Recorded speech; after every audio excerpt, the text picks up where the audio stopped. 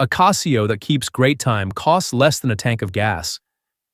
A designer quartz watch on the same shelf costs $400 on a movement worth the price of a sandwich. Same job, wildly different price. We ranked every major watch brand by one number. How much of your money buys the name instead of the machine? We climb from the bottom, where the name tax is 0, to the worst offender in the business. Number 1 might make you angry. One rule for this whole list: every price on a watch is really 2 numbers stacked on top of each other. There is what it costs to design, build, and finish the thing, and there is the tax you pay for the words printed on the dial. On the cheap end, those 2 numbers are almost the same. On the expensive end, the second one swallows the first whole. That gap is the overpay, and it is the only thing we are ranking here. We are not scoring prestige or resale value, or even whether the watch is any good. Only how hard the badge reaches into your wallet. Let us start where it barely reaches at all. Number 18, Casio.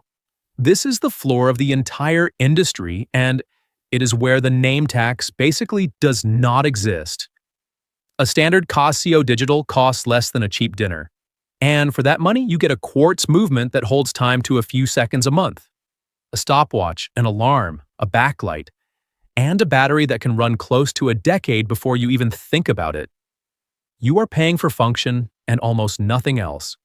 There is no heritage markup, no boutique experience, no story about a founder in a Swiss valley. The factory in Japan builds these by the tens of millions and passes that scale straight through to you. Strap a plain black resin Casio next to a 4-figure fashion watch, and the Casio will very likely keep the better time. That is the whole reason we start down here. When the badge adds nothing, you can see exactly what a working watch actually costs, and the answer is shockingly little. Casio is the honest baseline that the rest of this list gets measured against. The name tax is as close to 0 as it gets in this business, which is precisely why it earns the bottom spot. And it quietly proves the uncomfortable idea this entire video is built on. A watch that nails its one job can cost almost nothing, so every single dollar above this number has to explain itself.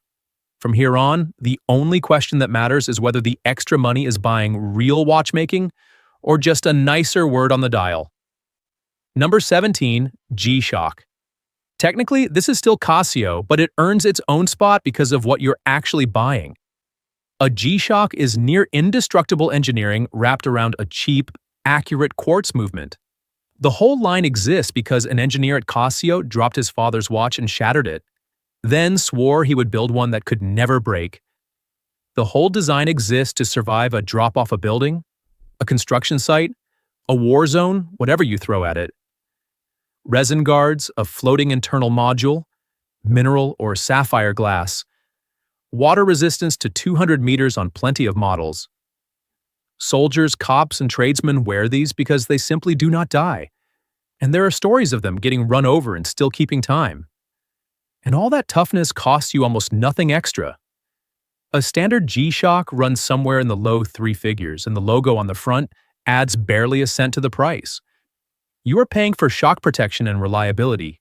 The badge is basically free. Yes, there are limited edition collabs and full metal models that push into silly money, and those are a completely different game. But the core square G-Shock is one of the best value propositions anywhere in watches. You could hand this thing to your grandkid and it would still be ticking long after you're gone. When the engineering is the product and the name is nearly free, the overpay stays right down at the bottom. G-Shock takes number 17 because you are buying a genuine tank for the price of a nice dinner, and the marketing budget is riding along for free. Number 16, Seiko. If Casio is the floor, Seiko is the value benchmark for the entire mechanical watch world.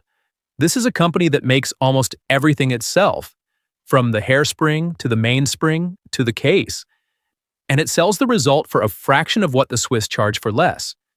A Seiko 5 with a real automatic movement, a see-through caseback, and a screw-down crown costs about the same as dinner for 2. Move up a little and you get the 6 R35 automatic with a 70-hour power reserve. The kind of spec sheet Swiss brands happily put in watches costing 3 and 4 times as much.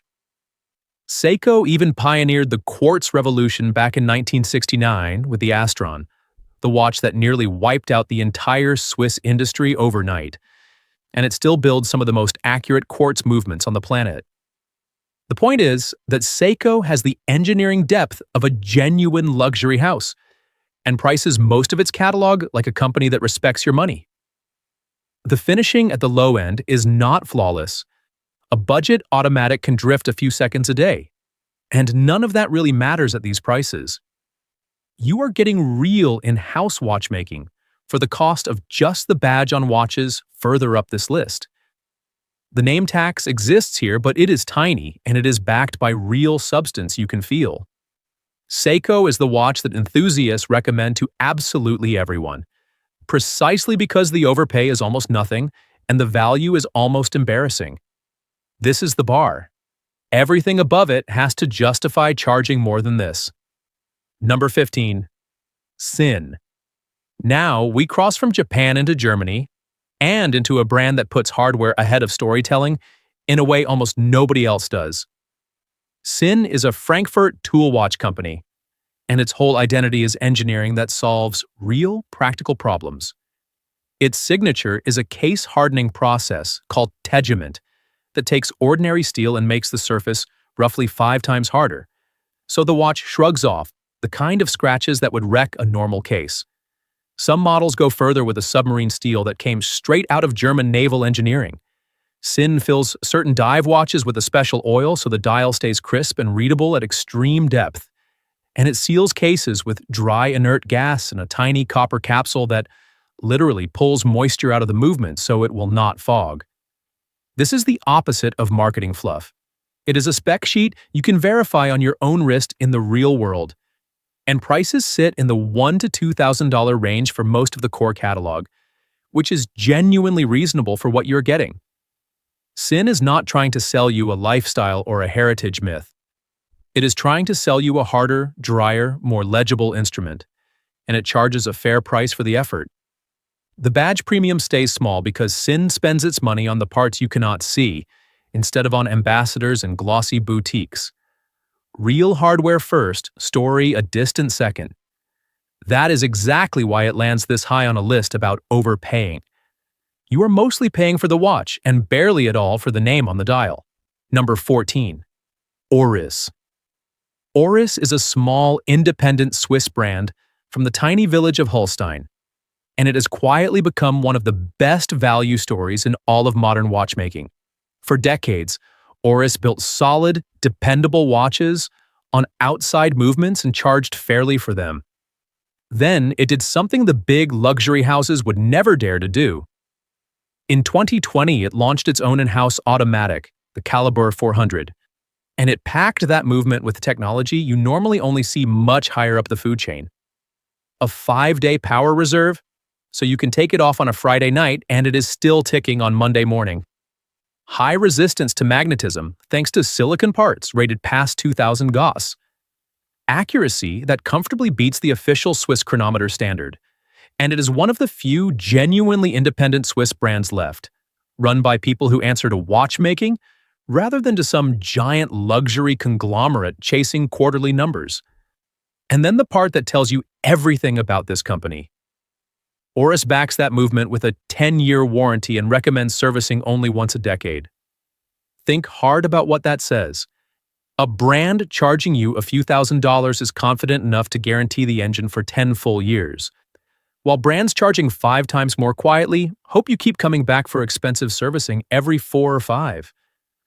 Oris priced the Caliber 400 like a company that genuinely respects the person buying it. The name tax is real because it is still a Swiss watch with Swiss margins. But the movement, the warranty, and the sheer honesty behind the pricing all earn it. Oris is what happens when an independent decides to compete on substance instead of hype, and it works. Number 13. Tudor. Here is where the story gets interesting, because Tudor is owned by Rolex.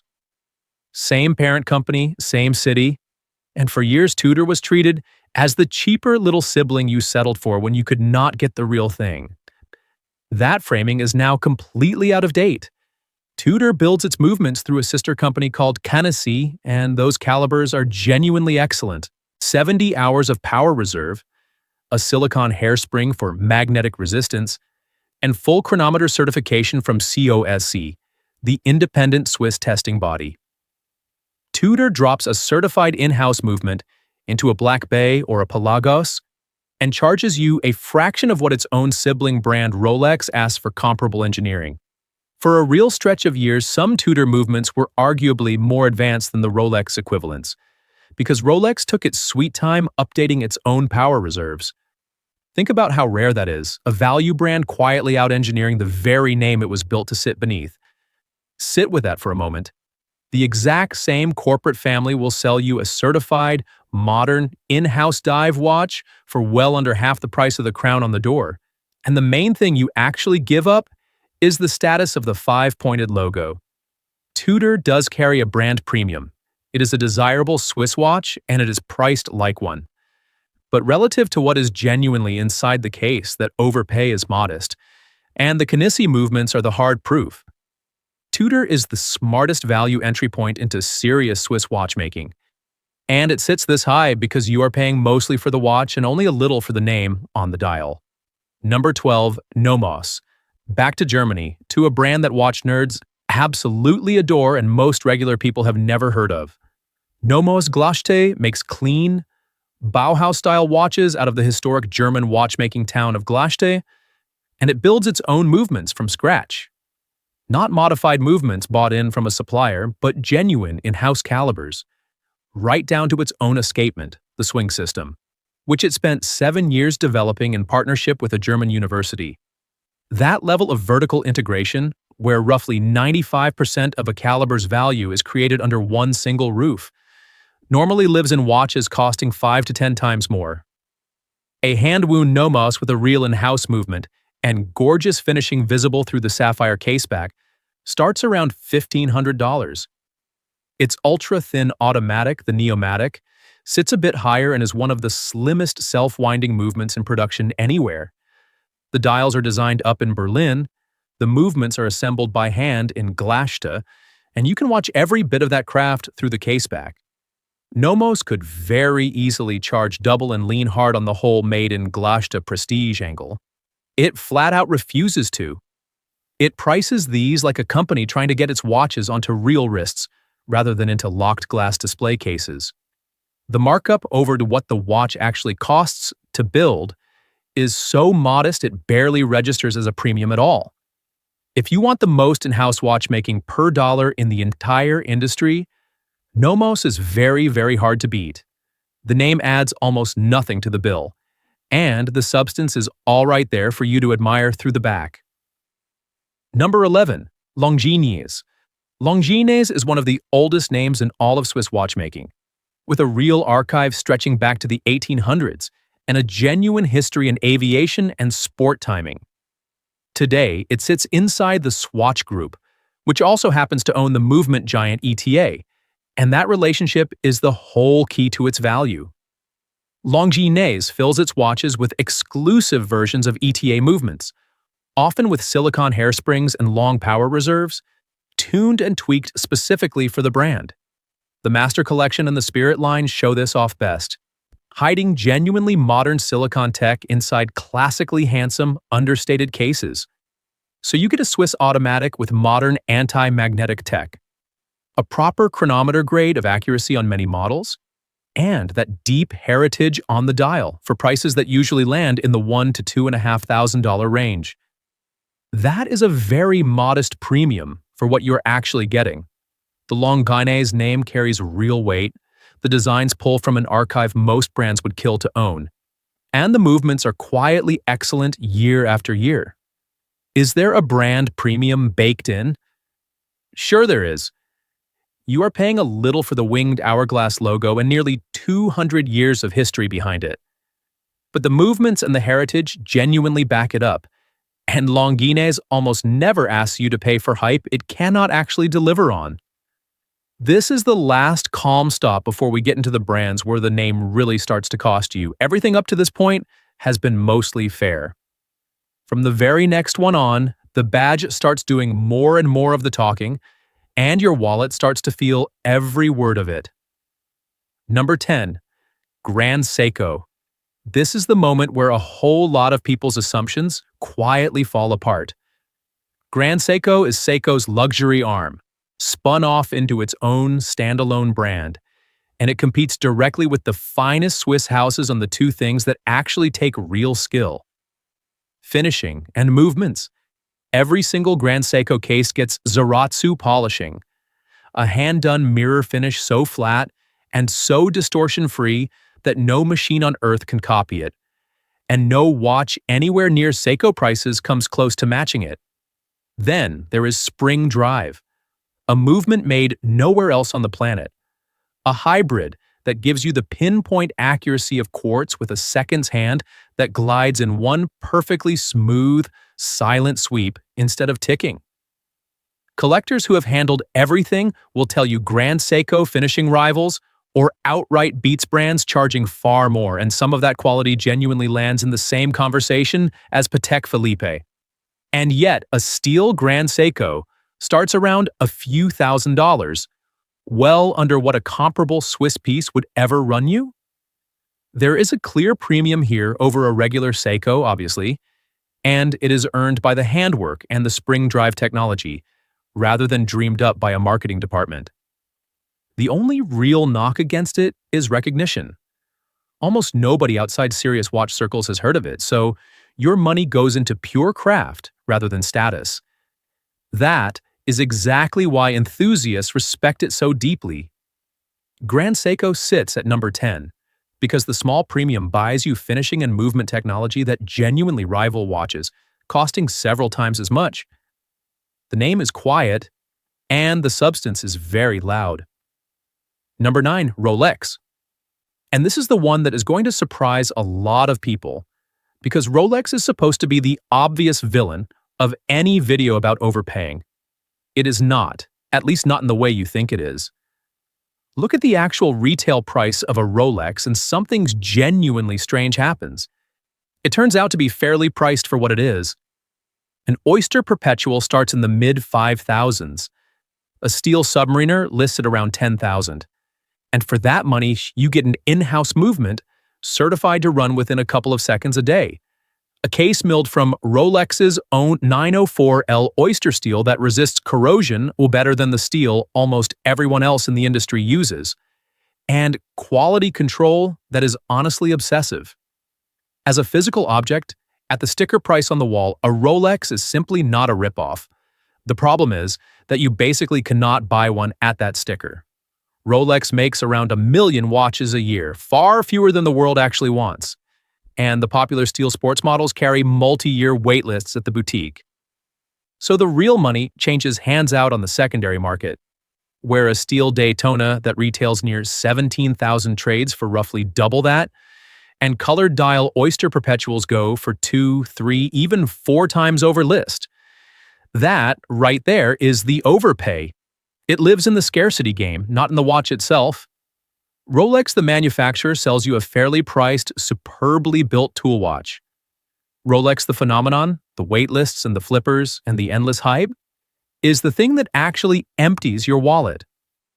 Rank the watch on its own merits, and Rolex earns its spot down here near the good guys. Rank the miserable experience of trying to buy one at retail, and it feels like flat-out highway robbery.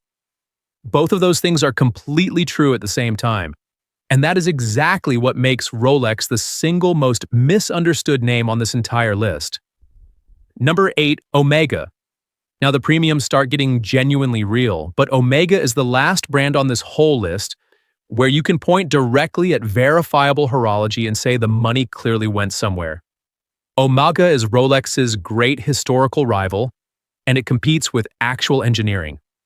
Its watches use the coaxial escapement, a design originally invented by the legendary independent watchmaker George Daniels, which reduces friction inside the movement so it needs less lubrication and much longer gaps between services. On top of that, Omega runs its watches through Master Chronometer certification, a genuinely brutal testing program carried out with the Swiss Federal Metrology Institute. To pass, a watch has to hold tight accuracy and survive a magnetic field of 15,000 Gauss, which is roughly what you would find sitting right next to an MRI machine, and it gets tested twice over, first the movement and then the full cased watch. That is real, measurable published performance you can go and look up yourself. A Seamaster or a Speedmaster runs you somewhere in the $5,000 to $8,000 range. And yes, that is a real brand premium over the value end of this list. But Omega actually hands you a reason for it.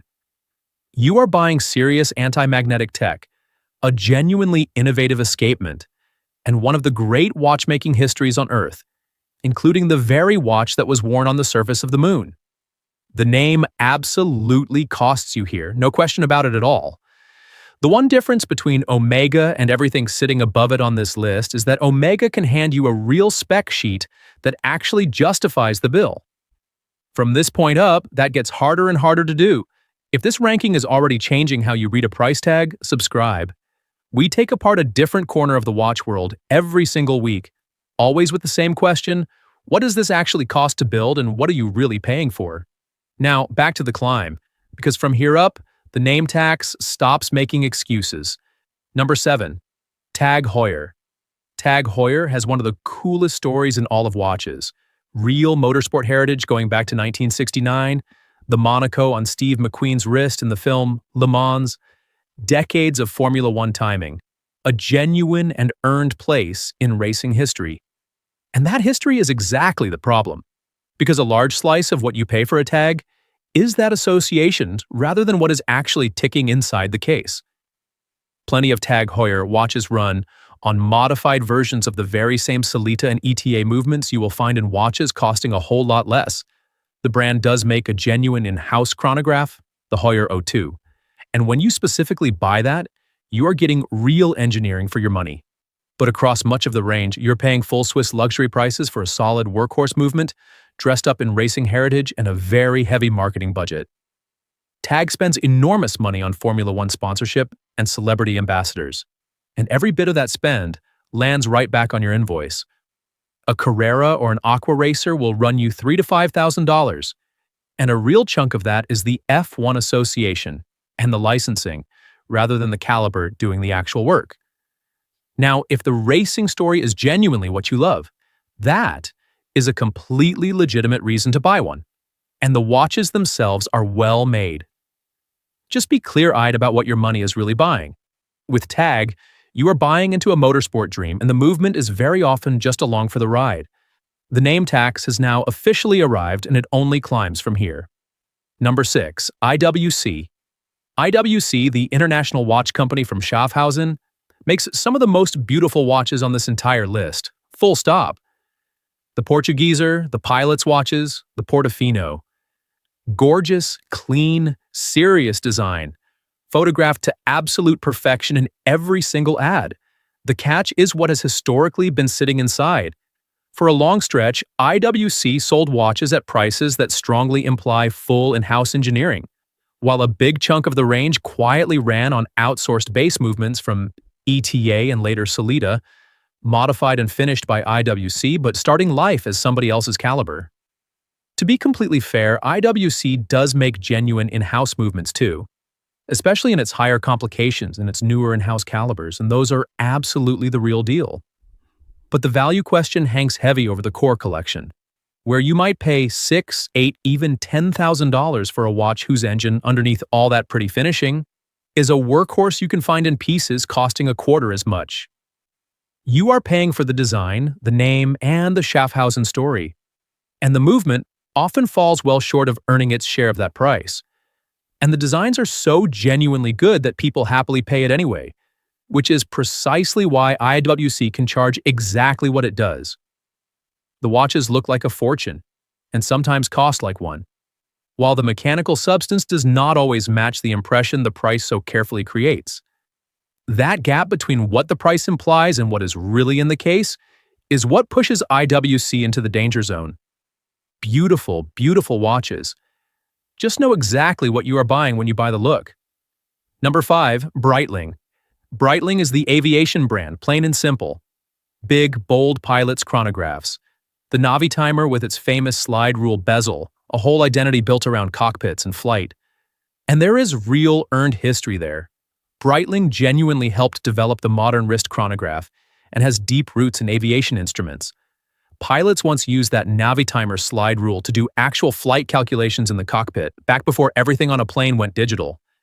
But on this particular list, Breitling is where you start paying a heavy premium for aesthetic and heritage relative to the caliber that is actually doing the work.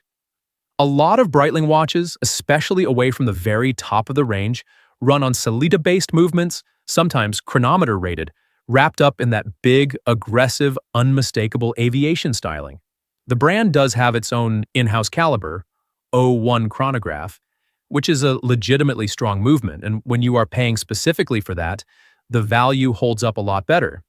The issue is that Breitling pricing, often in the $4,000 to $7,000 range and climbing well past it, is buying you a lot of wrist presence, a lot of aviation romance, and a serious marketing machine, with the movement frequently a smaller part of that equation than the sticker ever suggests. You are paying for the look and the legend far more than for the mechanism. If you want a watch that announces itself from clear across the room and comes with genuine flight heritage, Breitling delivers exactly that in spades. Just understand going in that a meaningful chunk of the price is the vibe and the history, and the caliber is quietly riding in coach. The name tax here is heavy and we are still climbing hard. Number 4, Panerai. Panerai is a genuinely fascinating case because what you are really buying is almost entirely a shape and a story. The brand traces back to supplying dive instruments to the Italian Navy, and its entire appeal is that unmistakable cushion-shaped case with the distinctive crown protecting bridge locked onto the side. It is one of the most instantly recognizable silhouettes in all of watchmaking, and Panerai leans on that Italian naval legend extremely hard. But take a proper look at what is actually inside relative to the price. For many years, Panerai built its watches on modified outside movements, and even now, across much of the range, the caliber is simply not the reason for that price tag. You are paying for the cushion case, the sheer wrist presence, and the frogman mythology far, far more than for the mechanism. A Luminor or a Radiomir commonly runs you $6,000 to $10,000 and well beyond. And a big part of that number is the design language and the story rather than horological substance you can actually point to. Panerai has even been openly called out over the years for how it presented some of its movements, and enthusiasts have long noted the wide gap between the price and what is genuinely ticking underneath. The watches have huge presence, and for exactly the right person, that silhouette is honestly worth every penny. But on a pure overpay ranking like this one, Panerai is deep, deep in the red. The case shape and the legend are the actual product. The movement is mostly just there to make the hands go round. That is why it lands all the way up at number 4, and there are only 3 names left in the entire industry that overpay you harder than this. Number 3, Cartier. Now we reach a brand where the overpay is genuinely enormous, but there is an honest twist that the names above it simply do not get. With Cartier, the design honestly is the product. Cartier is a jeweler first and a watchmaker a clear second, and its icons, the Tank, the Santos, the Panthère, are among the most influential watch designs ever created by anyone. People have proudly worn Tanks for over a century, from actual royalty to Hollywood royalty, and that shape is pure, unmistakable Cartier. So when you buy one, you are buying a real, tangible piece of design history, and a name that sits at the absolute summit of the luxury world. The catch, as always, is the movement. A huge number of Cartier watches, especially the smaller and the classic models, run on basic quartz or entry-level mechanical movements that would be perfectly at home in watches, costing a small fraction of the price. A steel tank can run you $3,000 to $5,000 and up with a simple quartz movement humming away inside. On pure mechanics per dollar, that is a brutal, eye-watering overpay. But this is the exact reason Cartier still ranks a notch better than what is coming next. Cartier is completely upfront that you are buying design, jewelry-level finishing, and one of the most prestigious names on the entire planet. That is the value, and the brand does not hide it or dress it up as something else. The premium is enormous, but it is at least partly defensible because the design really is worth something and really is the thing you wanted in the first place. That basic honesty is the only reason Cartier is not sitting in the top 2. The final two names pull the exact same enormous markup with far, far less to show for it. Number 2, Hublot. Here it is, the brand watch enthusiasts absolutely love to hate, and the movement-to-price ratio that earns every last bit of that reputation. Hublot exploded onto the scene in 2005 with the big bang under the marketing genius Jean-Claude Beaver. Built entirely on a concept called the art of fusion, the mixing of unusual materials like gold, ceramic, carbon, and rubber. And credit where credit is genuinely due, the material science is real, and the bold designs did change the industry. Hublot also makes a proper in-house chronograph, the Unico, which is a completely legitimate movement in its own right. But step all the way back and look at the whole picture honestly. Hublot prices are enormous, frequently deep into 5 figures and very often $20,000 and well beyond that. And a large part of the range, especially the entry-level classic fusion pieces, runs on outsourced Celita and ETA-based movements with bolt-on chronograph modules. So you have a watch that can cost as much as a decent car, built around one of the single loudest marketing operations in the entire industry, with a movement that, on plenty of models, would not look one bit out of place in something costing a fraction as much.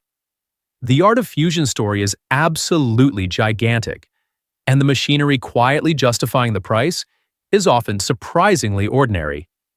That, right there, is the pure definition of paying for the name. Hublot sells presence, hype, celebrity, and that instantly recognizable porthole bezel, and it charges among the very steepest premiums over actual watchmaking of any serious brand on the entire planet. For a certain kind of buyer, that loudness is the entire point. The watch screams money, and screaming money is genuinely the product. But on a ranking about how badly the badge gouges you, Hublot lands at number 2 by a country mile. Only one single kind of watch on Earth overpays you harder than this, and it is probably sitting on a wrist very near you right now. Number 1, and this is the one that might actually make you angry. Fashion house quartz. Not a single brand, but an entire sprawling category. The designer-labeled watches you see stacked in department stores and glowing airport display cases. The ones with a famous fashion name printed on the dial and a price tag that makes you just assume there has to be something serious inside. There is not. Pop the case back off and you will almost always find a completely generic quartz movement.